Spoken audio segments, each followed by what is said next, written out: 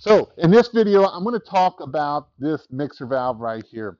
I know we talk about the three mixer valves, but this is a little bit easier on your budget, and that's why I wanted to just show you this mixer valve right here.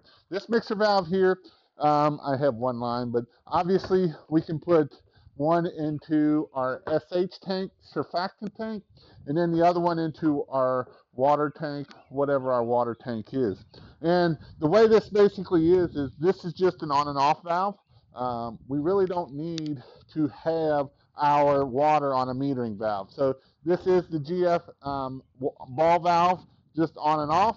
And then this is our metering valve. And so what we can do is we can still use this metering valve right here, and it'll be into our 50-gallon soap tank, and we can just turn this wherever we need it.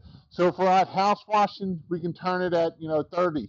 If we're at roof cleaning, we can turn it all the way to 180. If we want something for, say, like that 3%, we can hit that right at the 90. So this is something that we can do. And so the only thing that we can't do with this valve is if we want to use a marker. We can put our surfactant into the bleach tank, but we can't use a marker, because if we put our surfactant into the bleach tank or a marker into the bleach tank, the bleach will actually eat the marker, eat the pigment in the marker. So we can use that surfactant. It's just not going to have the pink or blue, whatever dye you use, and it's not going to be in there. So if you use what is it called, apple wash, you can put apple wash in there. You're just not going to have the mixer. You're just not going to have that pink color.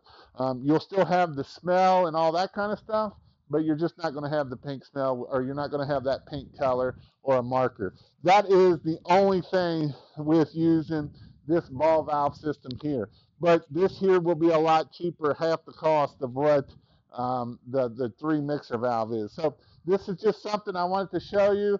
If you would like to purchase this or want to purchase this, check out the link below, and it'll take you to this mixer valve, and I will happily send it to you.